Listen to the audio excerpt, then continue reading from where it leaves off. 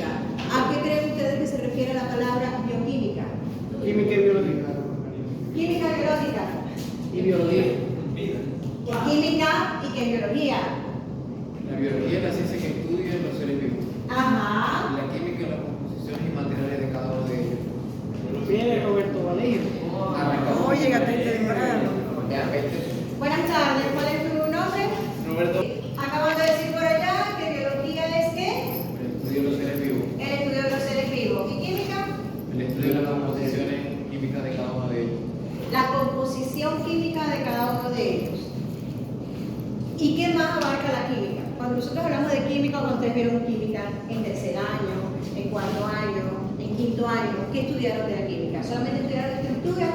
Propiedades, función. Funciones, propiedades y la forma en que reaccionan unos elementos químicos con otros. Todos los elementos que nosotros tenemos en la naturaleza, todo lo que constituye. ¿Perdón? Que si hay reacciones de uno con otro. Correcto. Pero iba a decir que todo estaba constituido por elementos, por átomos. Cada átomo por su átomo, por partículas subatómicas y esto a su vez por partículas elementales. Partículas de los cuales forman los protones, los neutrones, se van a formar los electrones. Primero se crean los núcleos atómicos, luego los electrones se unen a ellos y van formando, dependiendo del núcleo, diferentes elementos de la tabla periódica. ¿Qué diferencia cada uno de esos elementos de la tabla periódica? La estructura molecular, pero básicamente el número atómico. ¿Y de qué depende el número atómico? Del número de moléculas.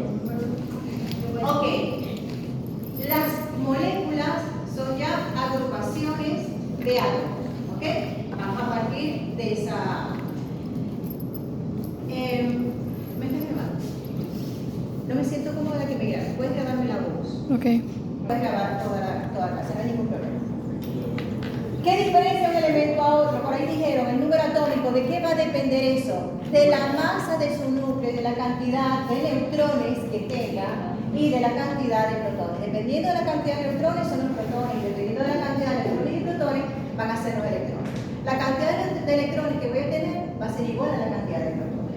Entonces tengo elementos desde los más sencillos, que es el hidrógeno, hasta los más complejos, que tienen una mayor masa atómica. ¿De qué va a depender? Vamos a decir, ¿qué propiedades hace o qué características le confiere a cada elemento? Muchas. Porque le va a dar primero el tamaño de la molécula. Y el tamaño de la molécula va a hacer que pueda reaccionar con otros elementos o no. Y sobre todo y principalmente, la cantidad de electrones que tienen ellos en sus últimas, vamos a decir, que llaman órbitas. Hace muchos años se decía que los átomos estaban formados por las partículas subatómicas y se hablaba de un centro del núcleo donde íbamos a tener a los neutrones que no tenían carga, que voy a colocar como cero, teníamos los protones y que alrededor se movían los electrones. Y este fue el modelo porque me enseñaron a mí. Actualmente se conoce, sobre todo que ya le pueden tomar hasta fotografías a los átomos, y se conoce que tenemos realmente un centro, un núcleo, donde vamos a tener, seguimos teniendo los protones y los neutrones, pero los electrones están en constante movimiento y van a formar como una especie de nube alrededor de ese centro, que es el núcleo del átomo, que va a estar formado por protones y por neutrones.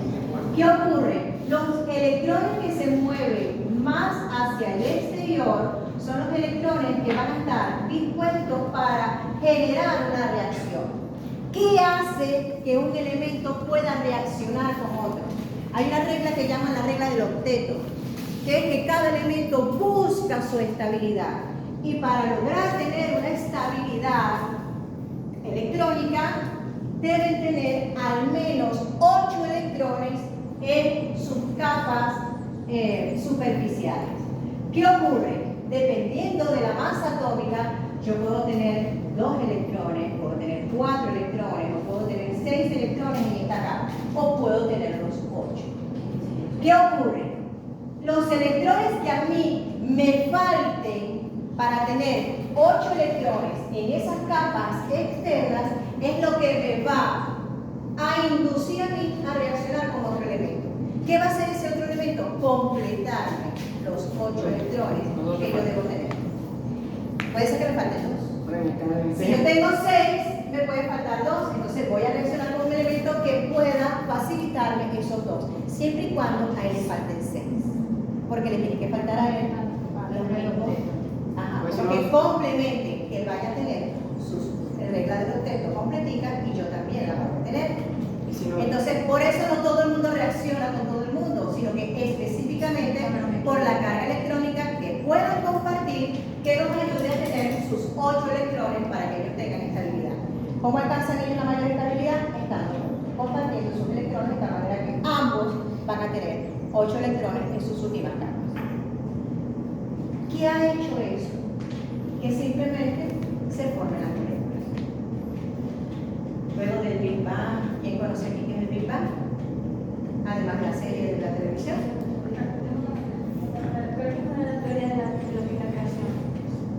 ¿De qué? Y una estrella supernova que explotó y así se creó la Tierra, el mundo, el universo. Y la No vida. fue una supernova. Todavía los científicos no saben exactamente qué es lo que había antes, pero se dice antes del proceso de inflación y de explosión. Se asume que era un algo que tenía una carga energética tan elevada que llegó un momento en que fue inflándose por la cantidad de energía que tenía, como usted estaba inflando un globo. Lo infla hasta que no puede más y estalla. Y todo el aire que usted tenía comprimido ahí en ese globo sale disparado. Todo ese CO2 que usted ve sale disparado. Bueno, esa es la teoría del Big Bang. ¿Qué pasa con la teoría del Big Bang? Que era una carga energética tan fuerte, los físicos explican que hay 4 tipos de energía: X, la gravedad, ustedes conocen la energía de la gravedad, la energía electromagnética, que hay 2 tipos de energía que no es tan fácil de entender, que lo llaman energía fuerza y energía débil. Dice que a partir de esas energías se pudieron formar, a medida que se fue enfriando, luego de esa explosión, pero se fue enfriando en fracciones de segundo. En esas fracciones de segundo se generan los primeros núcleos atómicos. Primero se forman los quasar, como dijimos ahorita, hacia adelante, quasar no, perdón, quarks. Quasar son otras cosas, son elementos. Son como las estrellas. Son como las estrellas, son preestrellas. Primero se forman los quarks, que son las partículas subatómicas, es lo que me forman los neutrones. Cada 3 quarks tenemos 6 tipos distintos de quarks, dependiendo de lo que se agrupan 3 y me van a generar neutrones, protones y electrones. Los primeros que se formaron fueron los neutrones y los protones. Posteriormente se formaron los electrones y los electrones fueron a complementar los núcleos que ya se habían formado. Hay núcleos pequeños, núcleos más grandes y en esa medida se fueron adicionando. ¿Quiénes se formaron primero? ¿Cuál es el elemento que se forma primero? ¿Cuál es el primer elemento de la tabla periódica? El más sencillo, el más simple. El hidrógeno. El hidrógeno. Entonces, en la naturaleza, en el universo, vamos desde lo más sencillo hasta lo más complejo. Bueno, igual ocurre en los seres vivos. Vamos desde lo más sencillo hasta lo más complejo. ¿Por qué es importante que yo les hable de todas estas cosas? Y disculpen que voy un poquito acelerado, pero hemos perdido mucho tiempo. Porque lo que va a definir las reacciones químicas, primero es la necesidad de tener un intercambio electrónico. Esos intercambios electrónicos ocurren normalmente en la naturaleza, pero en los procesos biológicos normalmente están acelerados por un elemento, una molécula, que son las enzimas, que van a catalizar, van a hacer esa reacción mucho más rápida. 10 a la 6, 10 a la 7, 10 a la 11 veces, mucho más rápida de lo que pudiera ocurrir de forma natural. Pero esa necesidad de cumplir los objetos, de complementar las cargas, es lo que va a hacer que esos elementos reaccionen.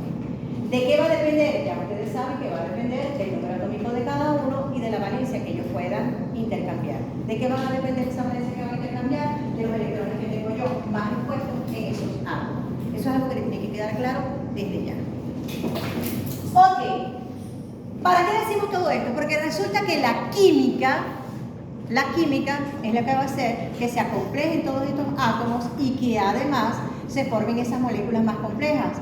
Y esas moléculas que también van a tener una carga iónica pueden reaccionar entre ellas.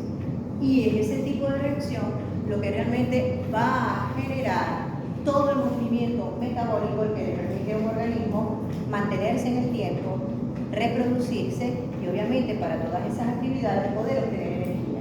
Y no solamente poder obtener energía, sino poder obtener materia, porque nosotros no somos almas solamente. Nosotros tenemos un cuerpo físico, tangible.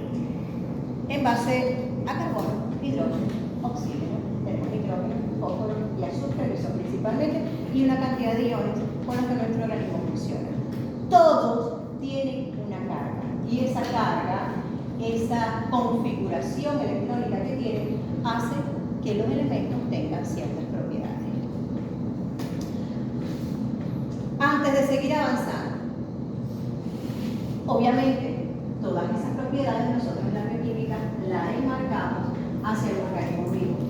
En la bioquímica, ciertamente, como ustedes lo dijeron, es el estudio no solamente de la estructura, sino del funcionamiento de todas las propiedades de los elementos químicos que constituyen a los seres vivos y que le dan la propiedad al ser vivo de pasar de ser un objeto que no tiene vida, una molécula que no tiene vida. Cuando yo veo el oxígeno solo, el carbono solo, el hidrógeno solo, eso no tiene vida.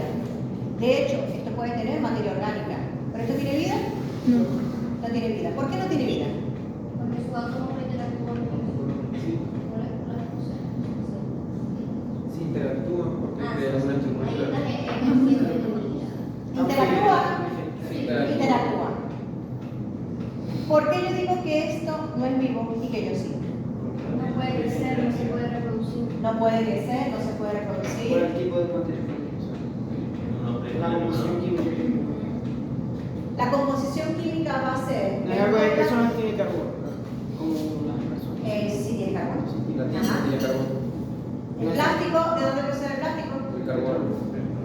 Ajá, del petróleo. El petróleo es un hidrocarburo. Tiene mucho carbono, ¿ok? Y tiene mucho hidrógeno. Nosotros vamos a ver grandes tipos de moléculas que son las que le dan base a la vida, que es materia orgánica. Pero dentro de la materia orgánica,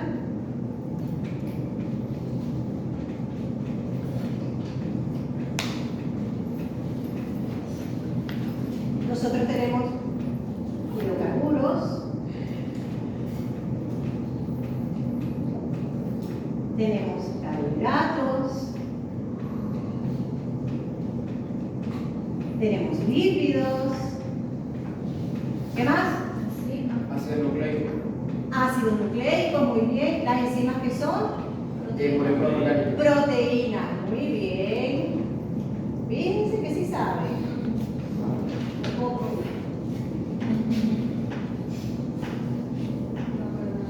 Lo que vamos a hacer es profundizar un poquito en cómo funcionan cada una de ellas. Fíjense, los hidrocarburos, y eso es algo que ya también debemos ir manejando,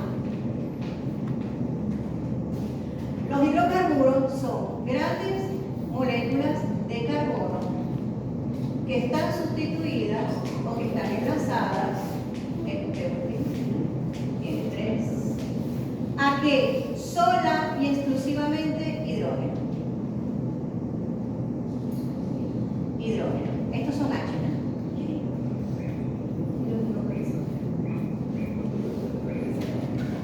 Los hidrocarburos son cadenas sencillas, lineales, bueno, pueden ser también aromáticas, pero ¿qué van a tener? Solamente carbono e hidrógeno.